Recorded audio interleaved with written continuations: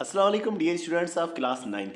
ये वाली वीडियो आप लोगों के लिए बहुत ज़्यादा खास होने वाली है क्योंकि हमारे ये वाले जो लेक्चर्स होने वाले हैं वो बिल्कुल ही फ्रेंडली अंदाज के अंदर होने वाले हैं और हम लोग इस लेक्चर्स के साथ इस चैप्टर का बाकायदगी के साथ आगाज़ करने वाले हैं। ये लेक्चर्स आपके लिए इतने ज़्यादा मुफीद होंगे कि आप लोग और हमारा साथ क्लास 9 से लेकर के क्लास 12 तक जो है चलता रहेगा। तो आइए पहले हम कंटेंट्स का जिक्र करते हैं कि हमने इस बुक के अंदर क्या क्या चैप्टर्स डिस्कस करने हैं और फिर हम लोग हमारे पहले चैप्टर की तरफ चलते हैं। टोटल अगर हम बात करते हैं तो आपकी क्लास 9th के अंदर जो है 9 चैप्टर्स दिए गए हैं। सबसे पहला चैप्टर तो ये हमें बता रहा होता है कि बायोलॉजी किस तरह से है और दूसरा चैप्टर जो है वो रिसर्च बेस के ऊपर है कि हम लोगों ने जब रिसर्च करनी होती है तो किस तरह से एक रिसर्च जो है वो की जाती है जानदारों के हवाले से। फिर आता है जानदारों के मुख्तलिफ ग्रुप्स के हवाले से एक चैप्टर बायोडाइवर्सिटी कि जानदारों के हमारे पास कितने इकसाम मौजूद हैं। फिर एक चैप्टर जो हमारे ज़िंदगी के बेसिक यूनिट सेल को बता रहा है। फिर एक और चैप्टर है जो सेल के लाइफ को बता रहा है कि सेल किस तरह से ज़िंदगी गुजारता है। अच्छा, ये जो सेल वाला चैप्टर इसी के अंदर एक और चीज़ का भी जिक्र है, वो है टिश्यूज़। जब सेल्स आपस में जुड़ते हैं तो टिश्यूज़ बनते हैं, तो टिश्यूज़ को भी जिक्र किया जाएगा। फिर उसके बाद हमारे पास कुछ चैप्टर्स जो है वो केमिस्ट्री के साथ रिलेटेड है, जैसे कि है एंजाइम्स। इसके अंदर हम उन मॉलिक्यूल्स के बारे में पढ़ने वाले हैं जो कि हमारी बॉडी के रिएक्शंस को तेज़ करने का काम करते हैं। बायो एनर्जेटिक्स, इसके अंदर भी हम लोग रिएक्शंस को जिक्र करने वाले हैं। हम लोग एक रिएक्शन जिक्र करेंगे जो प्लांट्स परफॉर्म करते हैं, फोटोसिंथेसिस, जिसके अंदर वो खाना बना रहे होते हैं। एक और रिएक्शन जिसे रेस्पायरेशन कहा जाता है, जिसके अंदर खाने को तोड़ करके एनर्जी निकाली जाती है। तो ये दोनों चीज़ें डिस्कस की जाएंगी इस बायो एनर्जेटिक्स के अंदर। न्यूट्रिशन एक और चैप्टर जिसके अंदर हम लोग जिक्र करेंगे किस तरह से ऑर्गेनिजम्स ग़िज़ा को हासिल करते हैं। हम एनिमल्स कैसे ग़िज़ा को हासिल करते हैं और प्लांट्स किस तरह से ग़िज़ा हासिल करते हैं। फिर ट्रांसपोर्ट, प्लांट्स किस तरह से वाटर को और फूड को ट्रांसपोर्ट करते हैं और हम लोग एनिमल्स जो हैं किस तरह से ब्लड को ट्रांसपोर्ट कर रहे हो। तो इस तरह से हमारे ये जो है 9 चैप्टर्स होने वाले हैं। अब हम बात करते हैं सबसे पहले चैप्टर के हवाले से जो कि है हमारे पास इंट्रोडक्शन टू बायोलॉजी। अब इसके अंदर भी हमारे पास कुछ चीज़ें हैं, जैसे कि जब इंट्रोडक्शन किया जाएगा तो इसके अंदर हम लोग बायोलॉजी की सबसे पहले डेफिनेशन का जिक्र करेंगे कि बायोलॉजी असल में कहा किसको जाता है।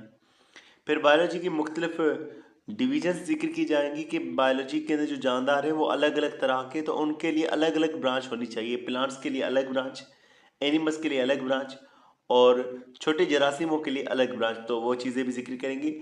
फिर उनमें से भी मज़ीद ब्रांचेस निकल आती हैं तो वो भी डिस्कस की जाएंगी।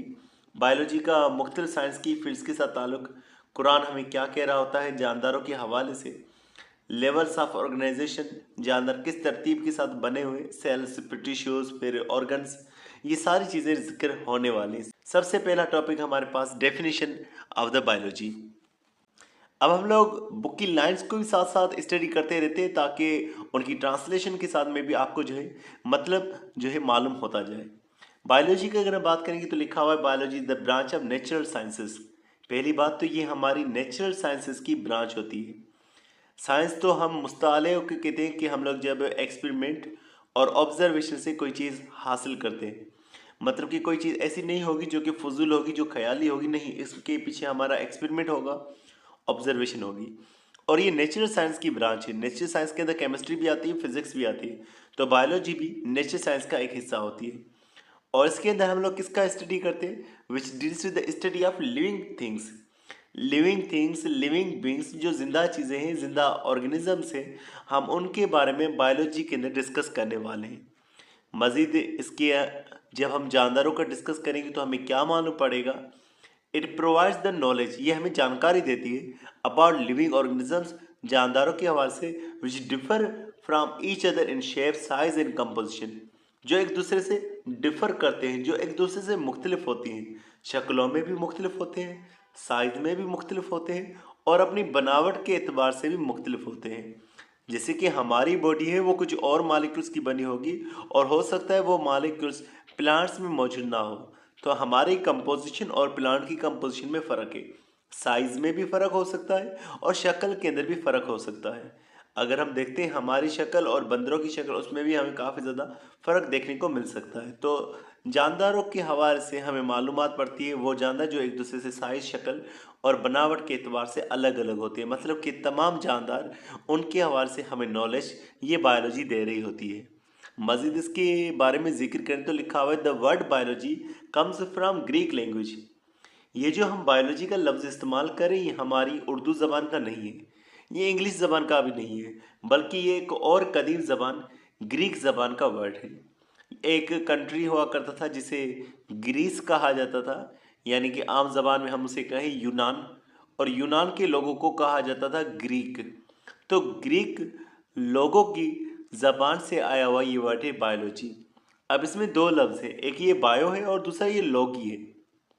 बायो का मतलब होता है लिविंग ऑर्गेनिजम्स, लाइफ, और लोगोस का मतलब होता है सोचना, रीजनिंग करना या मुतालिया करना। तो बायोलॉजी का मतलब हमारे पास बन जाएगा, क्योंकि इसके अंदर बायो से यानी लिविंग है और लोगस है यानी कि स्टडी है, तो इसका कॉम्बिनेशन में मतलब बन जाएगा study of living organisms, study of life. अब एक और चीज़ वो ये यहाँ पर पूछी जा रही है कि ज़िंदगी हम किसे कह रहे होते हैं। अब यहाँ पर ये बात बयान की जा रही है कि हम लोग लाइफ को प्रॉपर वे में डिफाइन नहीं कर सकते कि ज़िंदगी क्या होती है। हम लोग जानदारों को देखेंगे कि जानदारों के अंदर कुछ चीज़ें अगर हो रही होंगी तो उन जानदारों को एक लिविंग ऑर्गेनिज्म कहा जाएगा। यही बात लिखी हुई लाइफ के नॉट बी डिफाइंड प्रॉपरली। हम उसे किसी डेफिनेशन में प्रॉपरली जाहिर नहीं कर सकते, बयान नहीं कर सकते, but on the basis of life processes, ज़िंदगी में कुछ अगर चीज़ें होंगी जानदारों के अंदर तो उस हिसाब से हम बता सकते हैं कि वो लिविंग ऑर्गेनिज्म होगा या नहीं। वही बात देखिए, it can be identified through following functions of the living organisms. यहाँ पर कुछ चीज़ें लिखी हुई जिनके ज़रिए से हम मालूम करेंगे कि कोई चीज़ लिविंग है या नहीं। 9 प्रॉपर्टीज़ का यहाँ पर लिखा हुआ है, यहाँ पर कुछ गलतियाँ भी हैं, उनको भी हम लोग करेक्ट करेंगे। और एक छोटा सा वर्ड मैं आप लोगों के लिए लिख लेता हूँ, वो है मिसेस ग्रीन। अब ये जो वर्ड हमारे पास है मिसेस और दूसरा है हमारे पास ग्रेन, इसके ज़रिए से हम लोग जानदारों को समझ सकते हैं कि जानदारों में ये चीज़ें होनी चाहिए। एम से होगा जानदारों के अंदर मूवमेंट। तमाम जानदार प्लांट्स होंगे, एनिमल्स होंगे, वो मूवमेंट कर रहे होंगे। दूसरी चीज़ जानदारों के अंदर हो रही होगी वो होगी रेस्पायरेशन। रेस्पायरेशन का मतलब होगा कि वो अपने फूड को तोड़ेंगे ताकि एनर्जी हासिल कर सके। हम लोग खाना खाते हैं, हमारे खाने का बुनियादी मकसद उस खाने को तोड़ करके एनर्जी लेना होता है। एक और भी चीज़ होगी जानदारों के अंदर, वो होगी सेंसिटिविटी।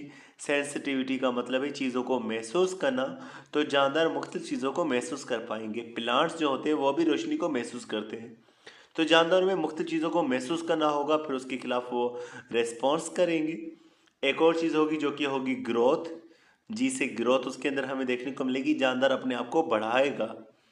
इसी तरह से जानदार अपनी नस्ल को भी बढ़ाएगा, रिप्रोडक्शन भी जानदार में होगी। जानदार के अंदर एक और प्रोसेस होगा एक्सक्रीशन। जानदार की बॉडी में ख़राब चीज़ें बन सकती है, वो उन ख़राब चीज़ों को रिमूव करेगा। और जानदार खुराक को हासिल करेगा तो न्यूट्रिशन भी उसमें होता रहेगा। तो ये मुख्तलिफ चीज़ें हैं, जैसे कि रेस्पिरेशन का हमने जिक्र किया, खाने को तोड़ना।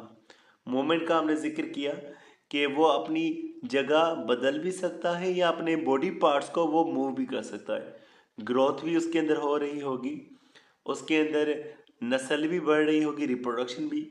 वो अपनी बॉडी में से ख़राब चीज़ों को निकालेगा भी, जैसे हम इंसान हैं हमारी बॉडी में यूरिया बनता है तो उस यूरिया को निकाला जाता है। इसी तरह से प्लांट्स कार्बन डाइऑक्साइड बनाते हैं, अगर वो उनकी ज़रूरत में नहीं होता रात के टाइम पर तो उस कार्बन डाइऑक्साइड को भी निकाला जाता है। इरिटेबिलिटी, इरिटेबिलिटी उसी रेस्पॉन्स को हम कह रहे हैं कि जानदार को कोई चीज़ तंग करेगी या जानदार को कोई भी चीज़ महसूस होगी वो उसके खिलाफ रेस्पॉन्स करेगा। उसके अलावा मेटाबॉलिज्म, मेटाबॉलिज्म के मुख्तलिफ रिएक्शंस होते हैं, रेस्पायरेशन भी मेटाबॉलिज्म के अंदर आता है, फोटोसिंथेसिस भी मेटाबॉलिज्म के अंदर आता है। मेटाबॉलिज्म हम उन रिएक्शंस को कहते हैं जिसमें चीज़ें बनती हैं या टूटती हैं। तो ये इन्होंने कुछ अपनी तरफ से यहाँ पर दिए हुए। डेवलपमेंट का भी यहाँ पर लिखा हुआ है। वैसे ग्रोथ और डेवलपमेंट काफ़ी ज़्यादा एक दूसरे से रिलेटेड होते हैं। अब यहाँ पर एक और चीज़ लिखी हुई डाइजेशन। अब ये डाइजेशन सिर्फ एनिमल्स में हो रही है, प्लांट्स के अंदर ये चीज़ नहीं हो रही, तो हम इसको लाइफ की प्रॉपर्टी नहीं कह सकते कि ये तमाम जानदारों में ये चीज़ होती हो। प्लांट्स के अंदर नहीं हो रही तो हम किस तरह से इसे लाइफ का हिस्सा कंसिडर कर रहे हैं। तो यहाँ पर वो चीज़ें हैं जो कि जानदार के अंदर मौजूद होंगी, तमाम जानदारों में हमें देखने को मिलेगी। और हमने वही लफ्ज़ इस्तेमाल किया मिसेस ग्रेन, जो कि एक प्रॉपरली जाहिर कर रहा है जानदारों की प्रॉपर्टीज़ को। Movement, respiration, sensitivity, growth, reproduction, excretion and nutrition. तो डियर स्टूडेंट्स, यहाँ पर हमारी वीडियो होती है ख़त्म, लेकिन अब कुछ ज़रूरी बातें। पहली बात यह है कि हम लोग यही तमाम लेक्चर स्लाइड्स के अंदर भी प्रेजेंट करेंगे। तो स्लाइड्स के हवाले से वो अलग कोर्स बनाया जाएगा, बुक रीडिंग का अलग कोर्स आपका रहेगा। दूसरी बात आपके लिए ये रहेगी कि रोज़ाना की बुनियाद पर आपको ये लेक्चर्स मिलते रहेंगे। बस अब आप लोगों ने करना है मुझे सपोर्ट आप किस तरह से कर सकते हैं, इस वीडियो को शेयर करके। दूसरी बात कि यहाँ पर चलने वाला जो ऐड होगा शुरू के अंदर, उसे कम्प्लीटली मेहरबानी करके देखिएगा, क्योंकि वरना फिर रेवेन्यू पाकिस्तान के अंदर बहुत ज़्यादा कम बन रहा होता है एजुकेशनल चैनल का। तो दुआ में याद रखिएगा और मिलते हैं इंशाल्लाह नेक्स्ट वीडियो में नए लेक्चर के साथ। अपना बहुत सारा ख्याल रखिएगा। अस्सलाम वालेकुम।